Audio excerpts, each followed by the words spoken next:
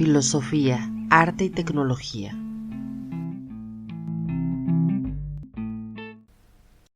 Episodio 58. Hola, ¿qué tal? Bienvenidos a este podcast Filosofía, Arte y Tecnología, y el día de hoy continuamos con esta serie de episodios en torno a las teorías feministas, y el día de hoy nos acompaña Andrea Sato para platicar acerca de las teorías de Silvia Federici. Hola Andrea, ¿qué tal? ¿Cómo estás? Hola Marisol, muchas gracias por la invitación. Me gustaría que nos platicaras un poquito de ti, que te presentaras. Ok, mi nombre es Andrea Sato, soy una mujer lesbiana, feminista, nací en el territorio chileno.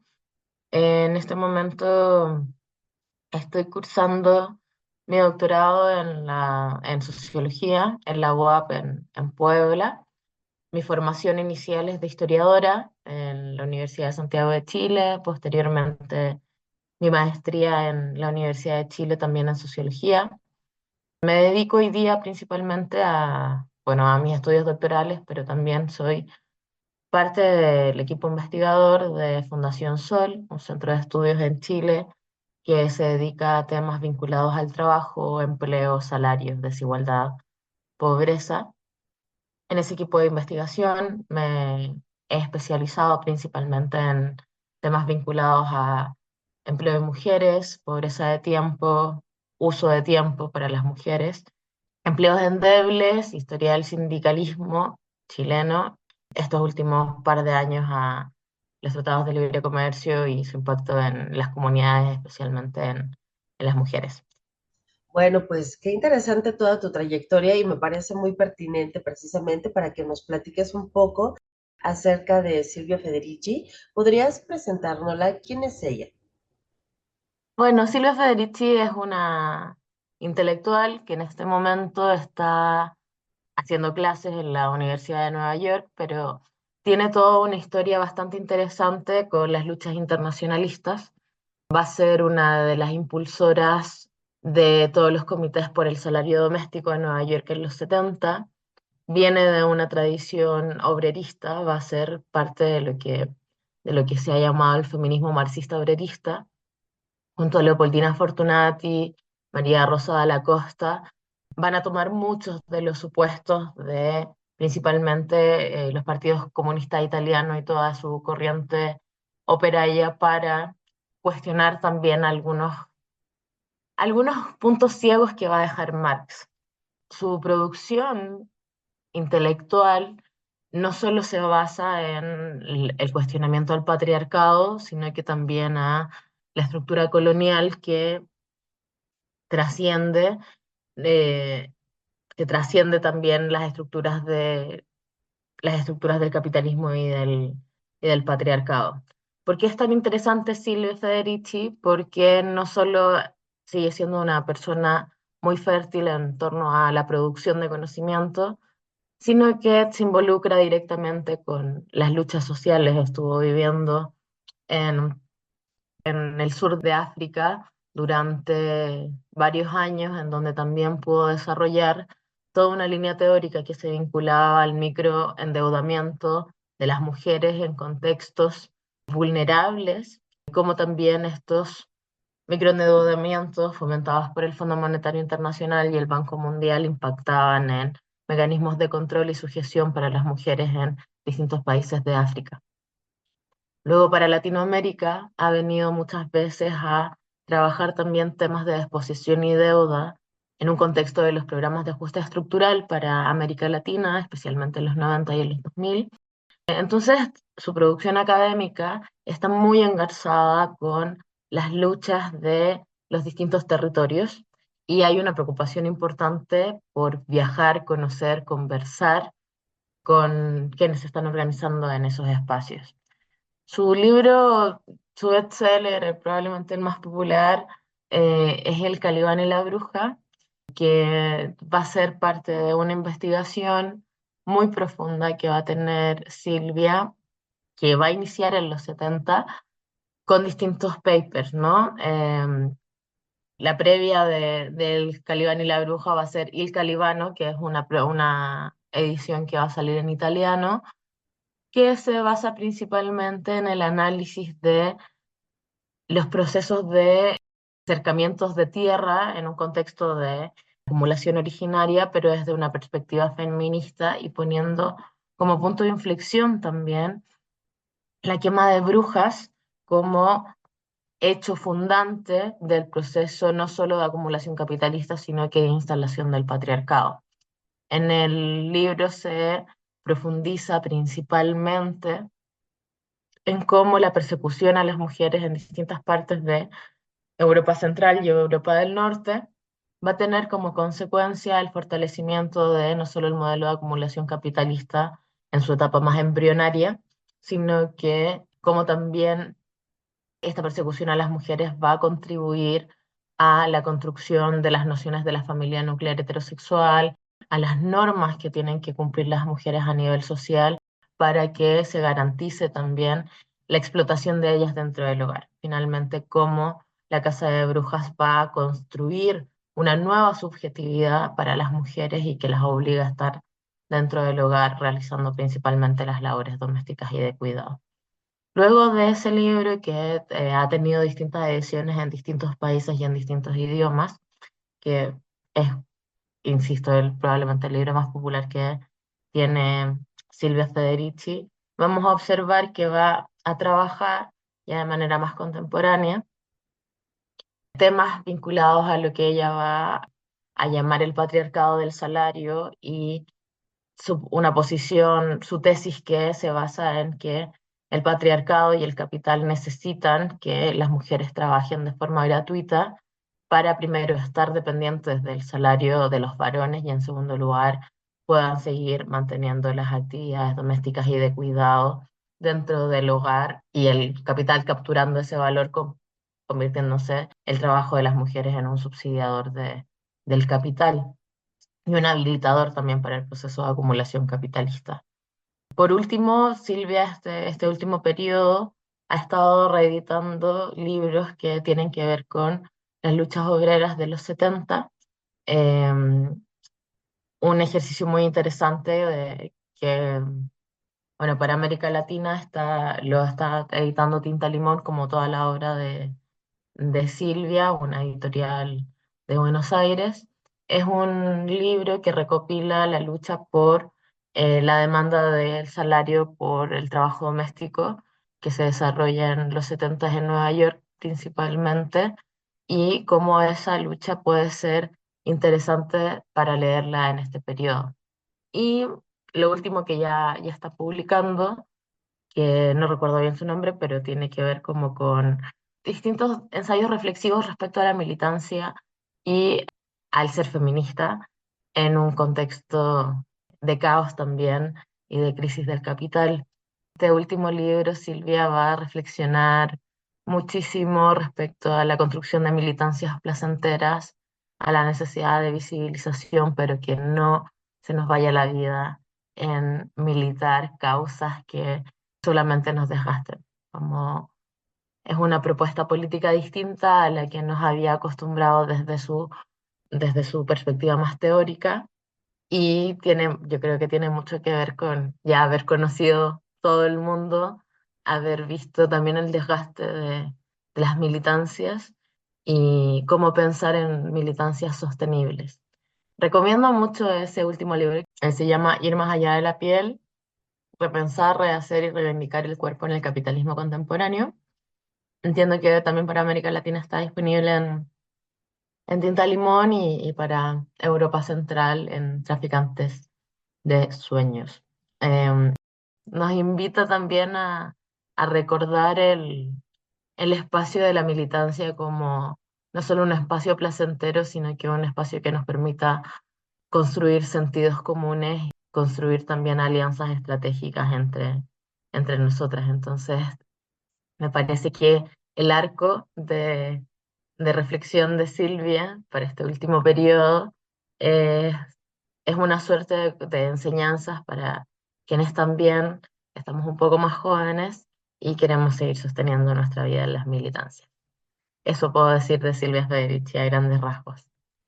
Es impresionante este recorrido que nos comentas.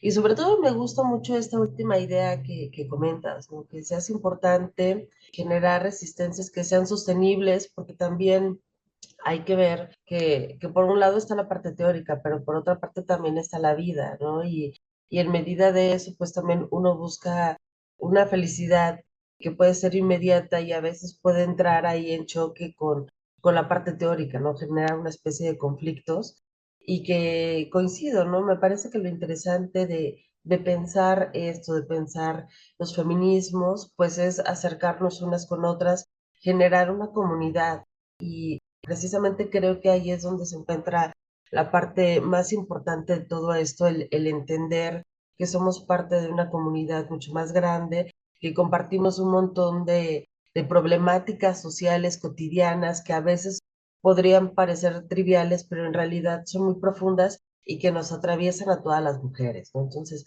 eso me parece muy importante de recalcar. Y también me gustaría que nos hablaras un poquito más acerca de esta idea que analiza ella, que es la reproducción de la fuerza de trabajo, porque me parece que ese es un tema que siempre está en el aire y que ha sido importante ahora aterrizar, conceptualizar, darle un nombre y sobre todo para ver en qué medida se inserta en la política, en la economía, que estas bases teóricas también nos permiten entender cómo podemos ajustarlas a la realidad y cambiar la dinámica cotidiana, ¿no? Entre hombres y mujeres. Entonces, ¿podrías platicarnos un poquito más de esto, de la reproducción de la fuerza de trabajo? Sí. Con respecto a los procesos de reproducción, claramente la idea de la reproducción social va a ser central en la obra de Silvia Federici, igual que en la obra de muchas feministas que vienen de las luchas obreras, ¿no? Hay todo, como lo mencionaba, Leopoldina Fortunati, María Rosada Lacosta, Delphi, vienen de una matriz de lucha obrera, de militantes de partidos de izquierda, y al ver que habían vacíos teóricos en lo que se planteaba, principalmente a partir solo de la lucha de clases, comenzaron a construir esta crítica al marxismo ortodoxo y al marxismo tradicional desde una perspectiva feminista. Esto principalmente aludiendo a que Marx va a profundizar muchísimo en todo lo que es el proceso del trabajo asalariado y la producción de mercancía del trabajo asalariado, sin considerar el trabajo de las mujeres dentro del hogar.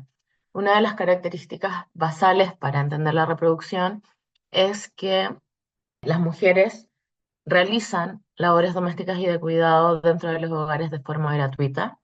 Estas actividades de cuidado no tienen una tendencia a desaparecer, sino que han atravesado la historia del mundo y que es fundamental todas las actividades dentro del hogar que se realizan, principalmente porque permiten que la fuerza de trabajo, que es la mercancía más importante del capital, esté disponible día a día para ir y vender su fuerza de trabajo en el mercado asalariado. ¿Por qué esto es tan interesante? Porque ya muy tempranamente desde Marx se habla que la fuerza de trabajo va a ser la mercancía central del capital, pero Marx nunca se preocupa de hablar acerca de cómo se produce esa mercancía. Habla de las transformaciones que hay, por ejemplo, entre la materia prima y una mercancía, pero no cómo se produce y reproduce la fuerza de trabajo. Insisto, es lo central para que exista este modelo de acumulación. Entonces, Federici y estas otras teóricas van a observar este vacío de análisis de Marx y van a intentar complementarlo, especialmente desde una perspectiva que hoy día autoras más contemporáneas como Titi Bhattacharya, Nancy Fraser, Verónica Gago están tomándolas en lo que va a ser la teoría de la reproducción social, en donde la teoría de la reproducción social no solo pone de manifiesto la importancia que tiene el trabajo doméstico y de cuidados en todo el proceso de trabajo, sino que también van a observar cómo las distintas actividades que se realizan dentro del hogar que necesitan una gestión, saberes y habilidades específicas, van a ser necesarias para el proceso de acumulación capitalista, pero no solo como para que la fuerza de trabajo esté cuidada, ¿no? Sino que el capitalismo también lo que hace es ahorrarse toda esa fuerza de trabajo que ponen las mujeres dentro de sus hogares. Por tanto, se constituye como una extracción aún mayor de el plusvalor. En toda esta dimensión de el trabajo, como contemplando trabajo doméstico y de cuidados y trabajo asalariado, lo que hay no es solo una extracción del plusvalor de el trabajador que va y cumple un horario en una fábrica, en una industria, en una empresa, sino que también hay toda una extracción del valor que ese cuerpo de esa persona que va todos los días a cumplir su horario tiene incorporado. Para que esa persona pueda ir todos los días a cumplir el horario en su lugar de trabajo, tiene que tener distintos cuidados incorporados. Ese valor de esos cuidados incorporados también está siendo extraído por el capital. Entonces vemos aquí una doble presencia, ¿no? La extracción del valor y del plusvalor en la empresa, en la fábrica, etcétera, que eso ya lo tenemos muy analizado desde Marx, pero también esta otra extracción del plusvalor que tiene que ver con estas actividades que permiten que se desarrolle no solo la vida, sino que también el proceso de acumulación capitalista. En ese sentido, la reproducción no solo tiene que ver con cocinar, lavar, planchar, son actividades de reproducción de la vida, pero también tiene que ver con otras cosas más sutiles y estas autoras tempranamente en los 70 lo van a plantear, Silvia Federici lo va a plantear. También tiene que ver con cuestiones mucho más sutiles de la construcción de la subjetividad, de la construcción de una madre cuidadora, la construcción de una madre paciente, en donde por ejemplo, se dice esta frase como muy famosa de Federici, como eso que llaman amores, trabajo no pagado, se naturalizan actividades de servicio que realizan las mujeres hacia otras personas basados en el amor y la necesidad de que las mujeres casi tienen un instinto de servicio hacia los otros. Entonces, también lo que se busca es desnaturalizar esa estructura de familia nuclear heterosexual donde hay una madre cuidadora, un varón proveedor, como un estándar y un lugar común, ¿no? Entonces acá no solo se habla de la dimensión de la extracción del valor por las actividades domésticas y de cuidados que realizan las mujeres dentro del hogar, sino que también cómo se construye una subjetividad para que esa extracción del valor no sea cuestionada. Y en ese sentido, Silvia Federici avanza en también poder hablar de cómo esta estructura patriarcal también lo que hace es desposeer a las mujeres de ingresos autónomos e ingresos propios, que es la tesis que va a profundizar en el patriarcado del salario, donde no solo hay una dependencia directa al salario que provee el hombre, sino que eso también constituye una subjetividad de dependencia casi en todos los ámbitos de las mujeres. Como esta idea de la reproducción, insisto, no solo tiene que ver con las actividades que se hacen dentro del hogar para poder ir y vender la fuerza de trabajo, sino que tiene que ver con un espectro mucho más amplio que implica la construcción de roles sociales, que implica la construcción también de naturalizar ciertas actividades que se tienen que realizar, sumado también a este modelo que al capital le favorece mucho, que es no pagar la fuerza de trabajo de las mujeres dentro del hogar, básicamente. Claro, y que ha sido importantísimo, ¿no? Porque muchas veces existe este cuestionamiento de por qué el obrero es cada vez más pobre dentro del sistema capitalista, ¿no? Sin preguntarse qué pasaba con la mujer del obrero, ¿no? Que si el obrero se encontraba en una relación de poder, con una situación de precariedad, pues la mujer del obrero todavía más, ¿no? Pues se encuentra sujeta a una relación de dependencia, pero también obligada a mantener esta reproducción de la fuerza del trabajo, los cuidados del hogar, de los niños, de los ancianos, y que se ha vuelto muy complicado, ¿no? Y que me pareciera a mí que precisamente por eso es tan importante, pues, difundir, dar a conocer mucho más estas teorías, porque poco a poco se han generado también cambios de conciencia, ¿no? Sutiles cambios a estos roles, pero que también me parece interesante cómo las mismas empresas pareciera que están incorporando a sus códigos laborales, incorporar estas ideas con perspectiva de género, que lo denominan así. En tu opinión, ¿tú cómo ves esto, no? Esto que las empresas comiencen a tener esta idea de la perspectiva de género.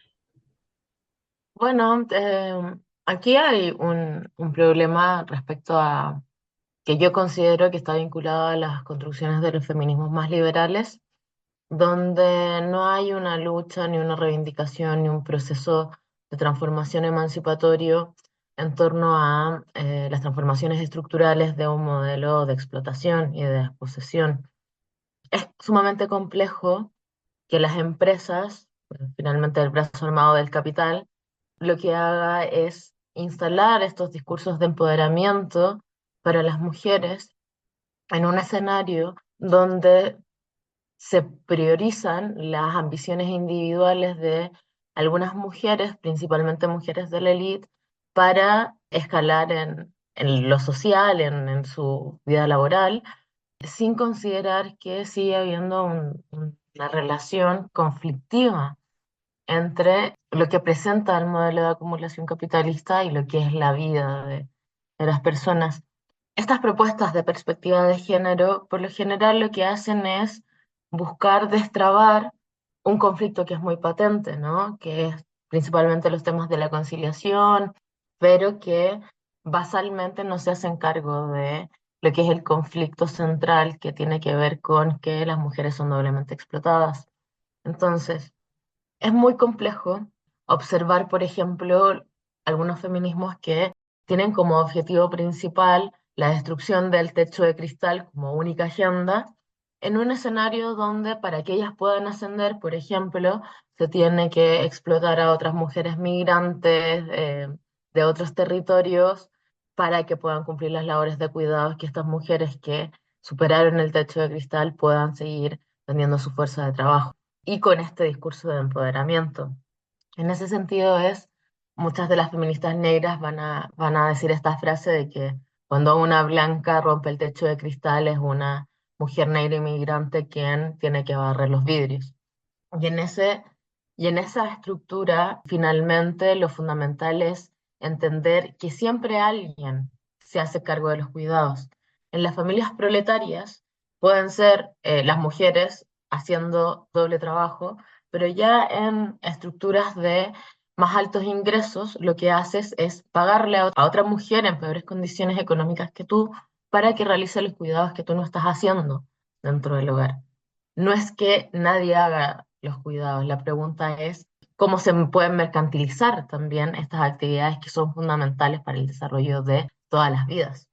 En ese sentido, como estas propuestas de algunas empresas con perspectiva de género tienden más a fortalecer esta noción individual de la mujer como ascendiendo sin pensar en finalmente cómo se puede avanzar en un escenario de socialización de cuidados, en un escenario de compartir responsabilidades, en un escenario donde también los estados, el mercado y los hogares se puedan hacer cargo de los cuidados y en los cuidados en una perspectiva de derecho, ¿no? Como todos merecemos, todos necesitamos ser cuidados, ¿no? En algún momento de nuestra vida. Y también todos nosotros, todas vamos a cuidar en algún momento de nuestra vida. Entonces, es fundamental también observar críticamente esto que se convierte como en cantos de sirenas, ¿no? Como que pareciesen ser oportunidades de ascenso y de decir, bueno, ahora las mujeres empoderadas tienen acceso a esto, a esto, a esto, pero lo basal es que ese ascenso sigue estando asentado en la explotación de otras mujeres en peores condiciones. Claro, y eso es algo que tampoco se ve en lo cotidiano. Pareciera que es parte de las prácticas comunes, pero me hace bastante sentido esto que comentas y sobre todo ser consciente de ello, ¿no? Para tratar en la medida de lo posible, coincido contigo, tratar de repartir, ¿no? Porque también es bastante fuerte que todo el peso de estos cuidados recaiga en una sola persona. Y eso que comentas, ¿no? Finalmente, el trabajo que tú no haces es trabajo que alguien más tendrá que hacer, ¿no? Y también ver, observar esas condiciones bajo las cuales lo va a reproducir, ¿no? Pues muy bien, Andrea. No sé si quisiera cerrar con algún comentario final. Solo invitarles a todas las personas que puedan estar escuchando a leer a Silvia Federici, a escuchar sus entrevistas, a verla también en esta dimensión de militante, no solo teórica, que creo que es una fuente de inspiración para quienes también pensamos en otros mundos posibles. Silvia no solo tiene una producción teórica muy importante, sino que también le habla a las militantes y también está muy inserta en los procesos de transformación social. Y creo que eso no es tan fácil de encontrar en un intelectual. Por supuesto, ¿no? Una cosa es mirar las cosas desde los textos, desde las fotos, y otra cosa es ya llegar, estar ahí en carne viva, ¿no? Pues te agradecemos mucho tu acompañamiento y bueno, pues espero que nos acompañes en algún otro episodio. Muchas gracias, Andrea. Gracias, Marisol. Chao.